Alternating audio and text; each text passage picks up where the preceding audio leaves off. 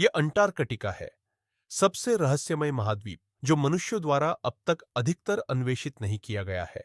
यहाँ असामान्य वन्यजीव, भूमिगत झीलें, रक्त झरने और दबी हुई शहरियां हैं, जो कई अनसुलझे रहस्यों का कारण बनती है।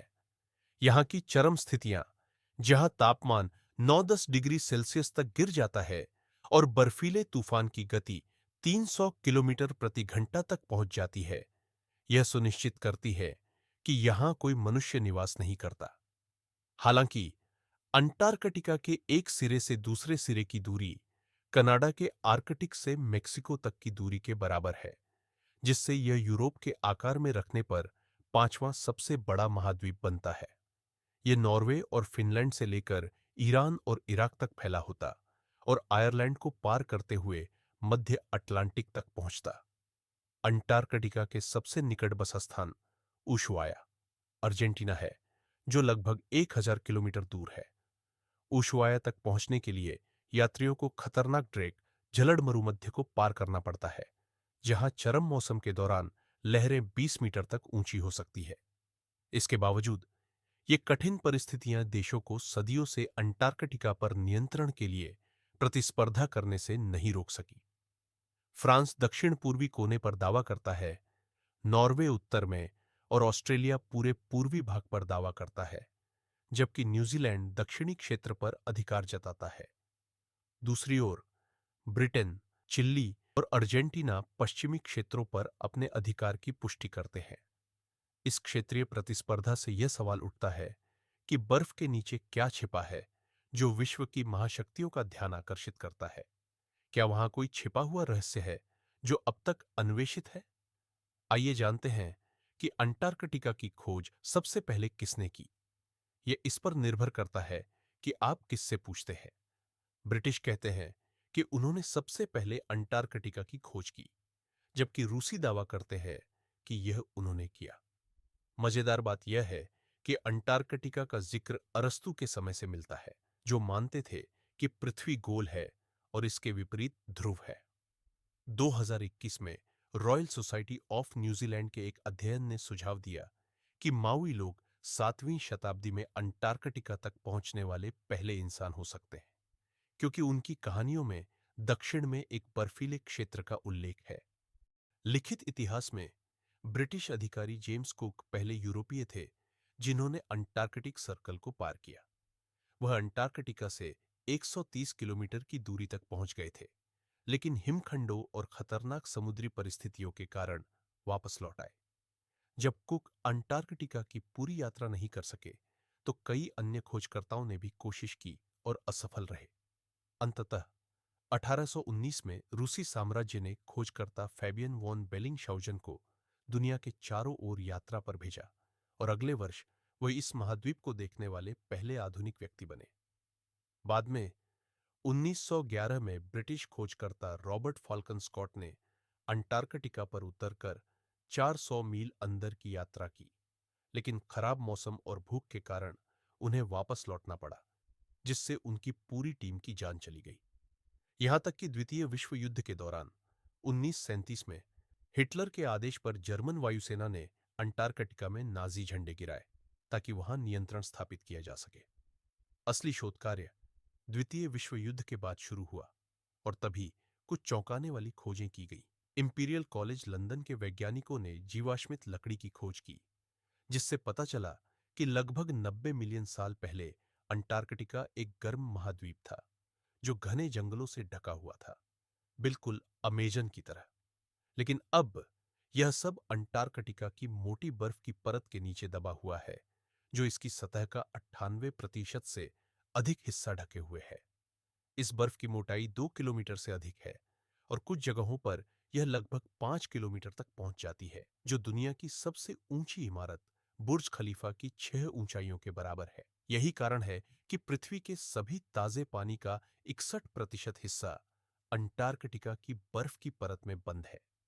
यदि यह पूरी बर्फ की परत पिघल जाए, तो वैश्विक समुद्र स्तर लगभग 60 मीटर तक बढ़ सकता है, जिसके परिणाम स्वरूप फ्लोरिडा और अमेरिका की अधिकांश खाड़ी और पूर्वी तट पर बाढ़ जैसी विनाशकारी घटनाएं हो सकती है।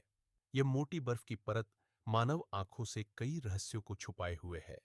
और अब हम मंगल ग्रह के बारे में अधिक जानते हैं, बजाय इसके कि अंटार्कटिका की बर्फ के नीचे क्या छिपा हुआ है। कई किलोमीटर मोटी बर्फ को ड्रिल करने के बजाय हम मुख्य रूप से अंटार्कटिका की छिपी हुई विशेषताओं की खोज विशेष तकनीक वाले विमानों की मदद से करते हैं, जो रेडियो तरंगों का उपयोग करती है। ये तरंगें बर्फ के अंदर से गुजरती है और वापस लौटती है, जिससे हमें नीचे क्या है इसका विश्लेषण करने में मदद मिलती है। अब तक जो हमें पता चला है वह काफी दिलचस्प है। अंटार्कटिका सिर्फ एक बड़ा भूभाग नहीं है।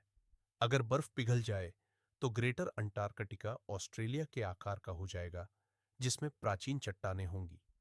इसके विपरीत लेसर अंटार्कटिका, जिसमें अंटार्कटिक प्रायद्वीप भी शामिल है, पहाड़ी द्वीपों के समूह में बदल जाएगा, जिनमें तलछटी और ज्वालामुखीय चट्टानें होंगी। यह क्षेत्र महान प्रशांत रिंग ऑफ फायर के भूगर्भीय रूप से सक्रिय क्षेत्र में स्थित है, जिसमें माउंट एरेबस अंटार्कटिका का सबसे ऊंचा सक्रिय ज्वालामुखी भी शामिल है। माउंट एरेबस में एक लावा झील है और बर्फीली गुफाओं में इसका तापमान 25 डिग्री सेल्सियस तक पहुंच चुका है, जो अब तक अज्ञात जीवन के छिपे होने का संकेत दे सकता है। कठोर परिस्थितियों के बावजूद 2017 में ऑस्ट्रेलियन नेशनल यूनिवर्सिटी के शोधकर्ताओं ने माउंट एरेबस के नीचे स्थित गुफा प्रणाली से प्राप्त मिट्टी के नमूनों में शैवाल, काई और छोटे जानवरों का डीएनए पाया। सबसे चौंकाने वाली बात यह थी कि इनमें से अधिकांश प्रजातियां पूरी तरह से अज्ञात थी। रेडियो इको साउंडिंग का उपयोग करते हुए वैज्ञानिकों ने बर्फ के नीचे एक जटिल परिदृश्य का पता लगाया है, जिसमें डेनमैन ग्लेशियर शामिल है, जो पृथ्वी की सबसे गहरी घाटी है, जो समुद्र तल से 3.5 किलोमीटर नीचे जाती है।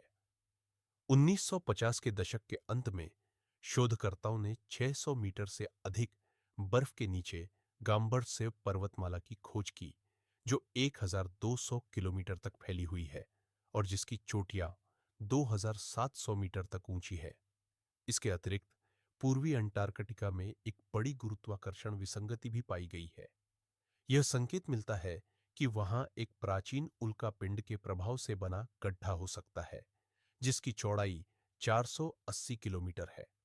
यह संभवतः सबसे बड़ा ज्ञात गड्ढा है, जो चिक्सुलुप गड्ढे से लगभग 3 गुना बड़ा है, जिसने डायनासोर के विलुप्त होने का कारण बना था। हालांकि इस सिद्धांत की पुष्टि के लिए कोई प्रत्यक्ष नमूने उपलब्ध नहीं हैं, क्योंकि यह क्षेत्र बहुत दूरस्थ है। शोधकर्ताओं का मानना है कि यह गड्ढा 100 से 500 मिलियन साल पहले बना था, रिफ्ट वैली के निर्माण के दौरान, जो लगभग 100 मिलियन साल पहले हुआ था।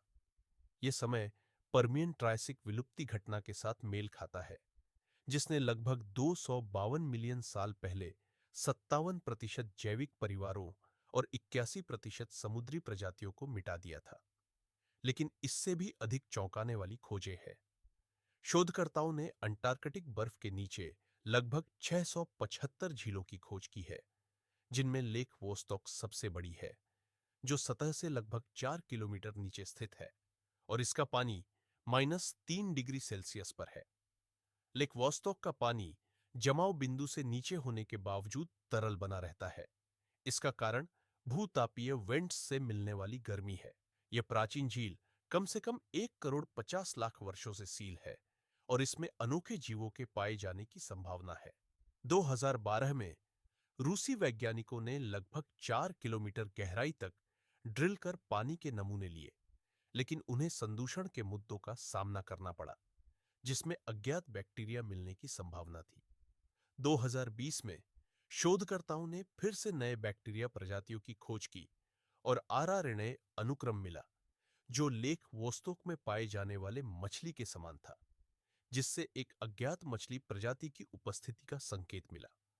दिसंबर 2021 में साइंस कम्युनिटी इंटरनेशनल एसएससीआई ने पश्चिमी अंटार्कटिका में एक ग्लेशियर में एक छेद पिघलाया और सतह से 500 मीटर नीचे एक बड़ी गुफा पाई, जो अम्फीपॉड्स छोटे जलीय जीवों से भरी हुई थी। ये झींगा जैसे जीव, जिन्हें पहले कभी पृथ्वी पर नहीं देखा गया था, यह सुझाव देते हैं कि लेक वोस्तोक जैसी अलग थलग जगहों में जटिल जीवन हो सकता है, लेकिन हमने आपको अब तक की सबसे बड़ी खोज के बारे में नहीं बताया, जो सब कुछ बदल सकती है। विश्वास हो या न हो, अंटार्कटिका में महत्वपूर्ण ऊर्जा संसाधन मौजूद है, जैसे कि तेल, गैस और कोयला, जो इसके अतीत में गर्म जलवायु के कारण है। इसका मतलब यह है कि अगर हम अंटार्कटिका से इन संसाधनों को प्राप्त कर पाते हैं, तो दुनिया की रूस और मध्य पूर्व पर तेल के लिए निर्भरता घट जाएगी, जिससे भू राजनीति में बड़ा बदलाव आ सकता है। मई 2024 में लाल सागर में एक रूसी शोध जहाज ने एक विशाल तेल क्षेत्र की खोज की, जिसमें अनुमानित 511 अरब बैरल तेल है, जिसकी कीमत लगभग $44 ट्रिलियन आंकी गई है। तो फिर क्यों कोई देश अंटार्कटिका के लिए लड़ाई नहीं कर रहा है? 1950 के दशक के अंत से न्यूजीलैंड, ऑस्ट्रेलिया, फ्रांस और नॉर्वे सहित 7 देशों ने अंटार्कटिका में क्षेत्रीय दावे किए हैं। इस स्थिति के कारण 1959 में अंटार्कटिक संधि हुई, जो शांतिपूर्ण वैज्ञानिक अनुसंधान को बढ़ावा देती है, सैन्य गतिविधियों को प्रतिबंधित करती है और यहां परमाणु परीक्षण और कचरे के निपटान पर रोक लगाती है। 2024 तक 55 से अधिक देशों की अंटार्कटिका में सक्रिय शोध स्टेशन है। अर्जेंटीना और चिली के यहाँ स्थायी नागरिक बस्तियां भी है। 1770 और 88 के दशक में दोनों देशों ने अपने दावे को मजबूत करने के लिए गर्भवती महिलाओं को अंटार्कटिका भेजा, ताकि वहां बच्चे जन्म लें। उदाहरण के लिए, एमिलियो मार्कोस डेस पामला, जो 7 जनवरी 1978 को पैदा हुए, अंटार्कटिका में जन्मे पहले व्यक्ति थे। अर्जेंटीना और ब्रिटेन के बीच फॉकलैंड द्वीप समूह, साउथ जॉर्जिया और साउथ सैंडविच द्वीपों को लेकर लंबे समय से विवाद चला आ रहा है। हाल ही में अंटार्कटिका में 511 बिलियन बैरल तेल की खोज ने इस क्षेत्र में विवाद को फिर से जीवित करने की संभावना पैदा कर दी है। जलवायु परिवर्तन के कारण वेटल सागर में बर्फ पतली हो रही है, जिससे वहां तक पहुंचना आसान हो रहा है, लेकिन इतनी दूरस्थ जगह पर काम करना अभी भी बड़ी चुनौतियां पेश करता है। इसके अलावा तेल निकालना और इसे पहुंचाना आर्थिक रूप से जोखिम भरा है। अगर अर्जेंटीना की अर्थव्यवस्था में सुधार होता है, तो यह फॉकलैंड द्वीपों पर उनके दावे को मजबूत कर सकता है और उन्हें रातों रात सबसे महत्वपूर्ण देशों में से एक बना सकता है। इस तरह के और अपडेट्स के लिए हमारे चैनल को सब्सक्राइब करना न भूलें और इस वीडियो को लाइक जरूर करें। धन्यवाद और अगले वीडियो में फिर मिलते हैं।